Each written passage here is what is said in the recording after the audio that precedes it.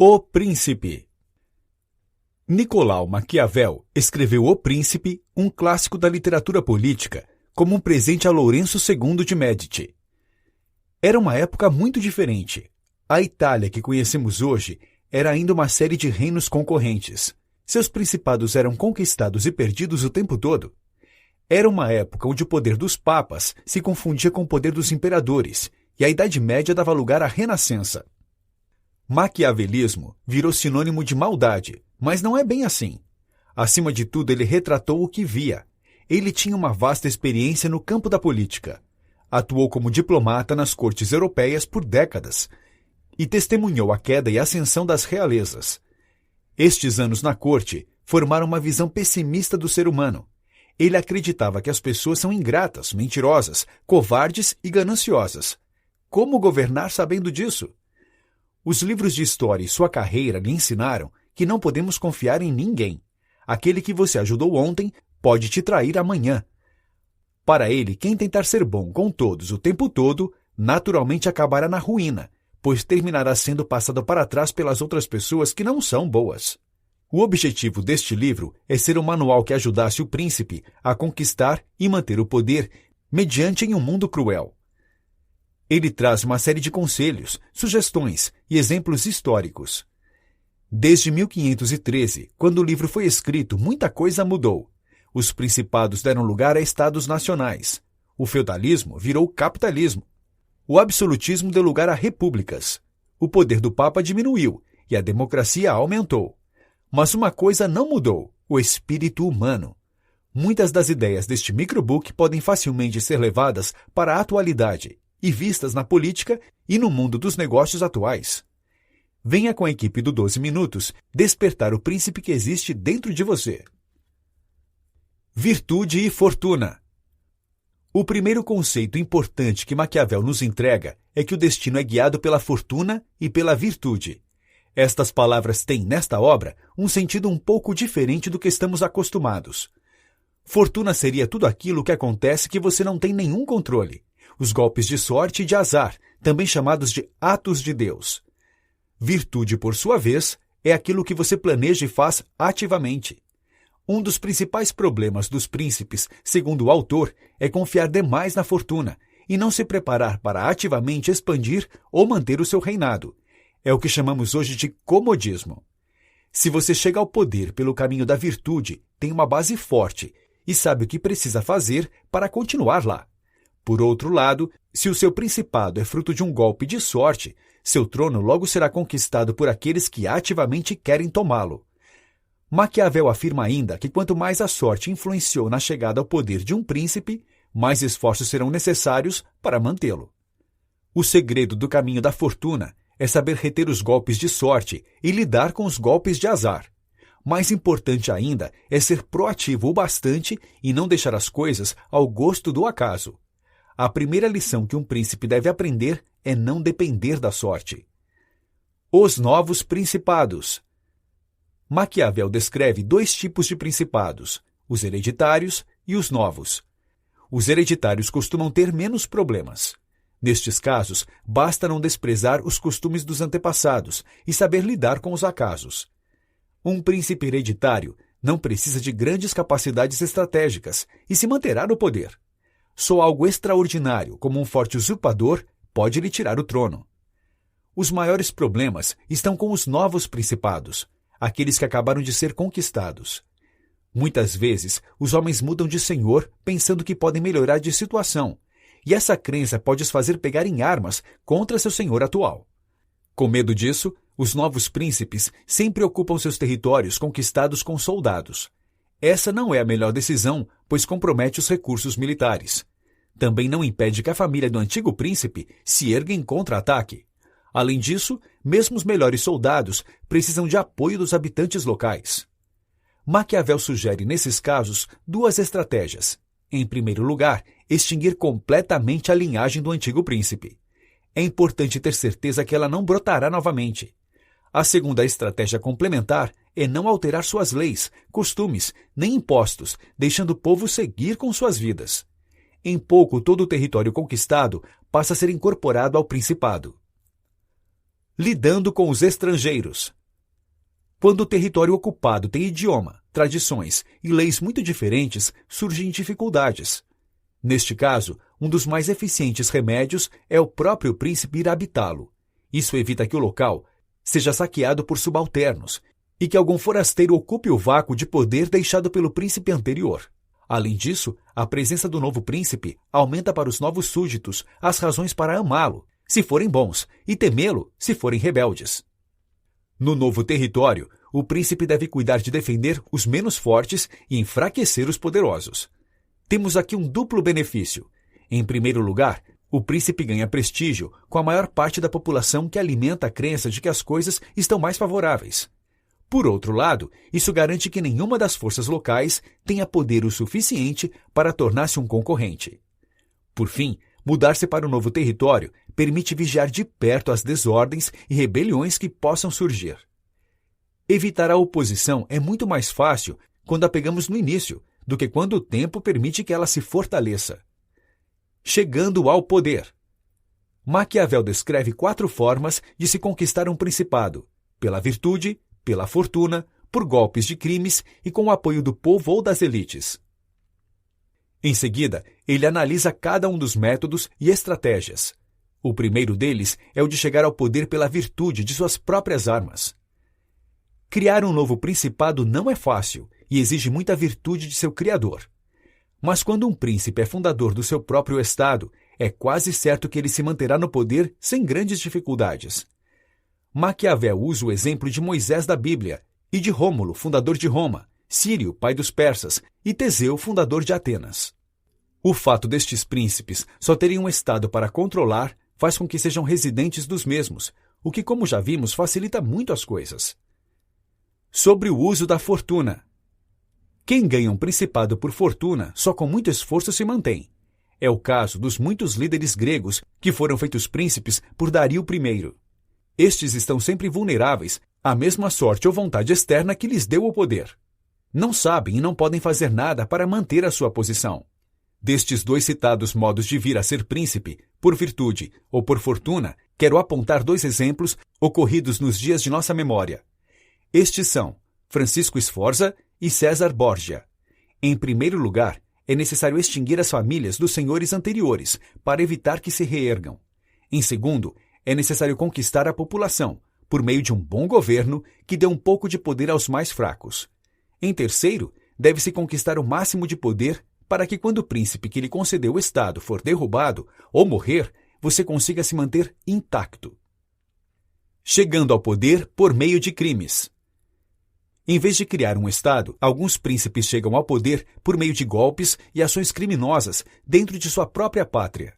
Maquiavel usa o exemplo de Agatocles, que ganhou o Principado de Sicília matando seus senadores e homens ricos, e Alexandre VI, que matou e traiu sua própria família. Nesses casos, a violência deve ser rápida e pontual, de modo a não precisar renová-la a cada dia. Além disso, é necessário conquistar os súditos com benefícios vindos desta violência. Os crimes devem ser feitos de uma vez, para que ofendam menos, e os benefícios devem ser feitos aos poucos, para que sejam melhor apreciados. Chegando ao poder pelo prestígio.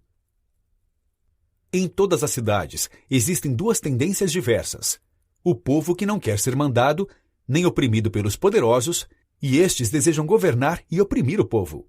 Destes 2 anseios diversos, um príncipe pode ganhar poder. Maquiavel sugere que entre estes 2, o príncipe prefira o apoio do povo.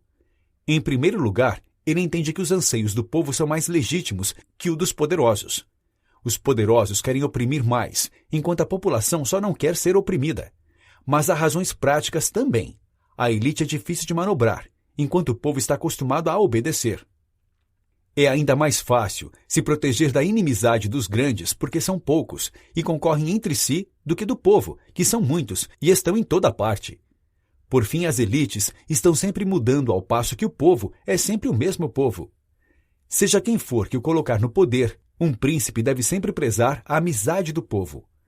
Não apenas isso, mas deve pensar sempre em fazer com que seus cidadãos sempre tenham necessidade do Estado e dele mesmo.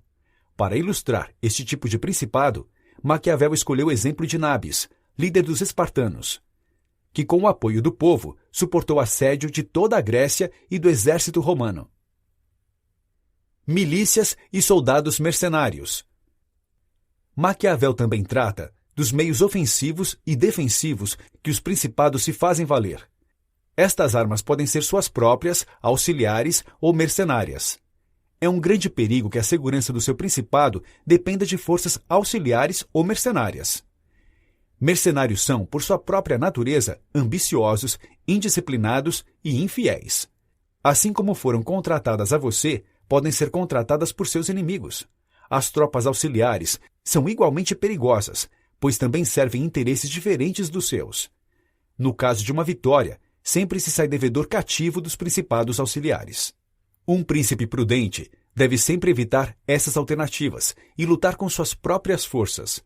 É melhor perder com suas próprias armas do que vencer com as dos outros, pois, na verdade, neste caso, não é você que está vencendo. Para Maquiavel, a ruína do Império Romano teve início quando começaram a pedir ajuda aos godos. Entre depender de boas armas e bons amigos, é melhor escolher as armas. Sempre que se tem boas armas, os amigos aparecem. Sem ter armas próprias, nenhum principado está seguro. A arte da guerra. Um príncipe não deve ter nenhum objetivo senão a guerra, sua preparação e disciplina. Essa virtude é o que mantém aqueles que nasceram príncipes e é a que torna homens comuns ao principado. Negligenciar esta arte é o primeiro passo para ser conquistado e deposto.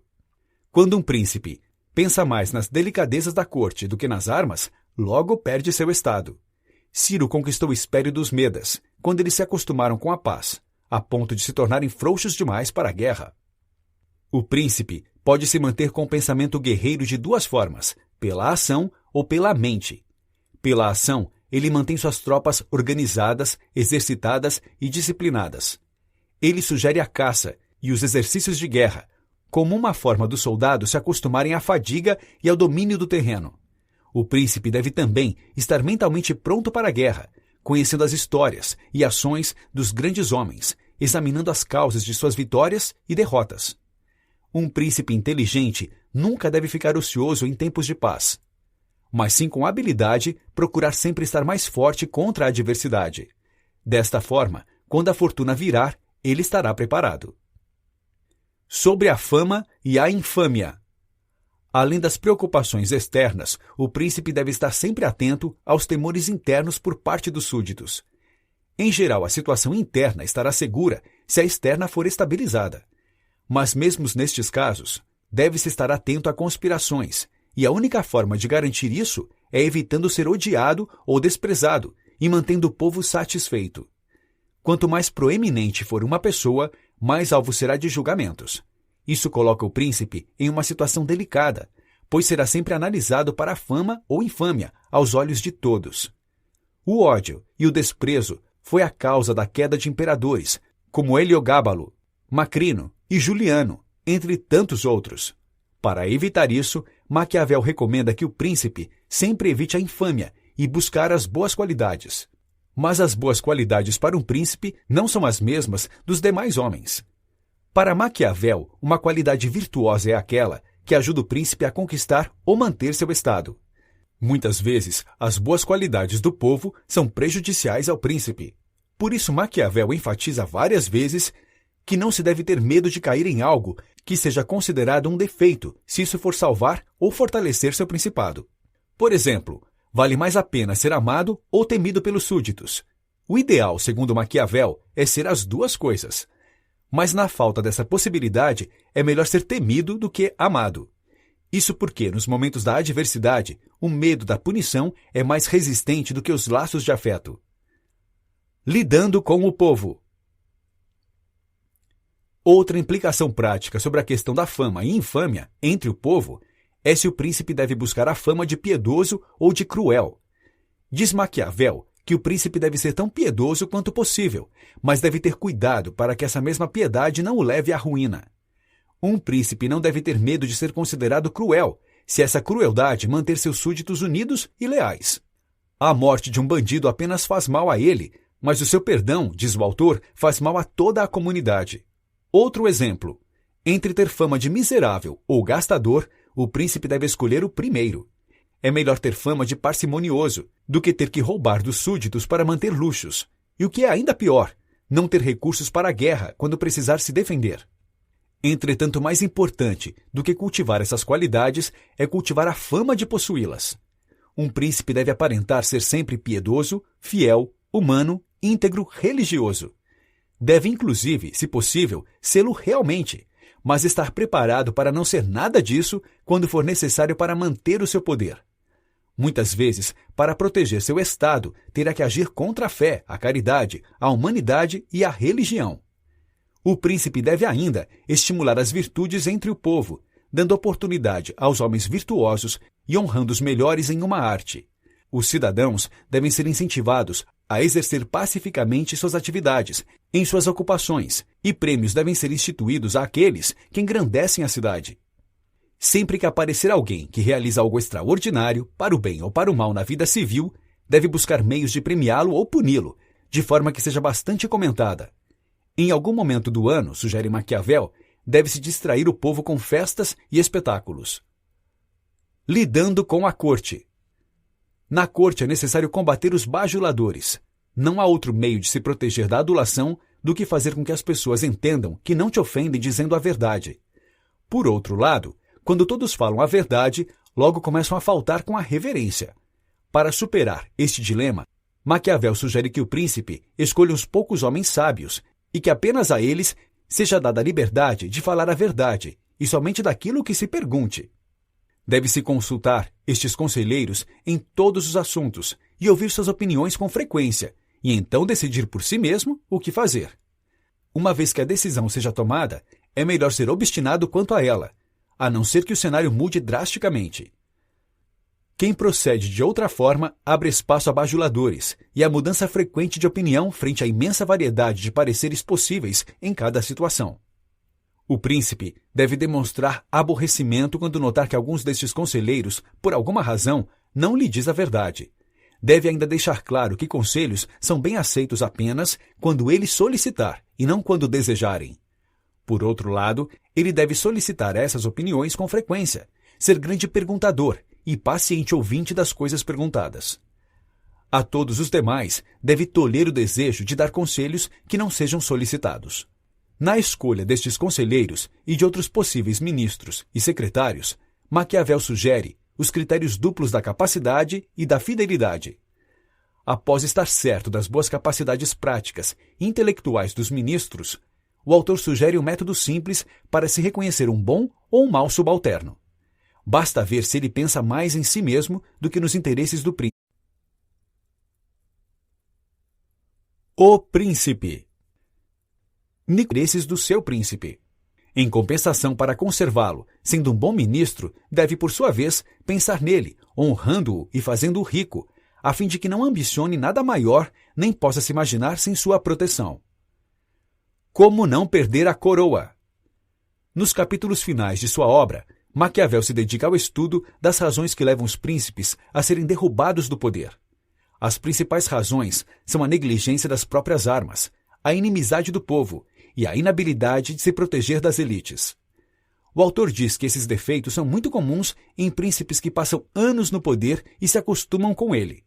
Quando sua incapacidade militar ou política cobra seu preço, eles erroneamente acusam a própria falta de sorte. O grande defeito dos homens, diz Maquiavel, é na bonança não se preocupar com a tempestade. A chave para não perder seu estado é saber adaptar-se às mudanças. O cenário político e militar mudam a todo momento, e acreditar que o destino e a sorte lhe sorrirá sempre é um grave engano. Ainda que a fortuna varie, a lição final de Maquiavel é que a fortuna deve ser dominada ou mesmo contrariada até que se faça vencer pela audácia de um príncipe obstinado. Notas finais. Não confie no acaso. Sua estratégia e esforços devem ser a base de seu poder. Esteja sempre preparado para a guerra. Não deixe os períodos de tranquilidade te amolecer. Fortaleça sempre seu principado, para não depender da força de aliados e mercenários. O aliado mais poderoso que um príncipe pode ter é seu próprio povo, mas é necessário estar atento aos movimentos das elites. Entre ser amado ou temido, escolha os dois, mas se tiver que escolher só um caminho, é melhor ser temido. Proclame abertamente a importância de ser bom, justo, honesto, piedoso, mas não deixe que as virtudes sejam um obstáculo. Evite bajuladores, criando um conselho de poucos homens sábios que sejam honestos com você quando solicitado. Para manter sua coroa, um príncipe deve saber adaptar-se às constantes mudanças no cenário político e militar.